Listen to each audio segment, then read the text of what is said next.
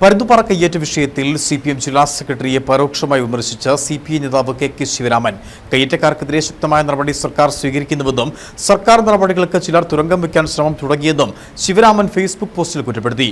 കയ്യേറ്റം ഒഴിപ്പിക്കുന്ന പേരിൽ സാധാരണക്കാരെ ദ്രോഹിക്കുന്നത് എന്ന ആവശ്യവുമായി ചില സാധു ജനപ്രേമികൾ എത്തിയിട്ടുണ്ടെന്നും ശിവരാമന്റെ പരിഹാസം. രൂക്ഷമായ ഭാഷയിലാണ് KK ശിവരാമൻ ഫേസ്ബുക്ക് പോസ്റ്റിലൂടെ വിമർശനം നടത്തിയത്. സാധാരണക്കാരുടെ പേര് പറഞ്ഞ് വമ്പന്മാരെ രക്ഷിക്കുവാൻ ആര് ശ്രമിച്ചാലും അത് വിജയിക്കില്ല. കയ്യേറ്റം ഒഴിപ്പിക്കുമ്പോൾ അത് സാധാരണക്കാരെ ദ്രോഹിക്കുകയാണെന്ന പ്രചരണമാണ് ചില സാധു ജനപ്രേമികൾ നടത്തുന്നതെന്ന് CPM ജില്ലാ സെക്രട്ടറിക്കെതിരെ പരോക്ഷമായി ശിവരാമൻ വിമർശിക്കുന്നുണ്ട്.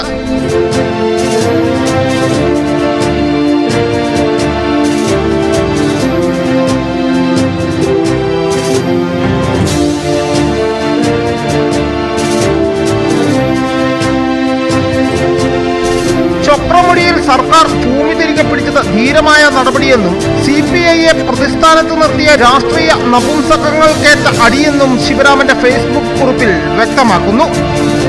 News bureau, Udumbanchola.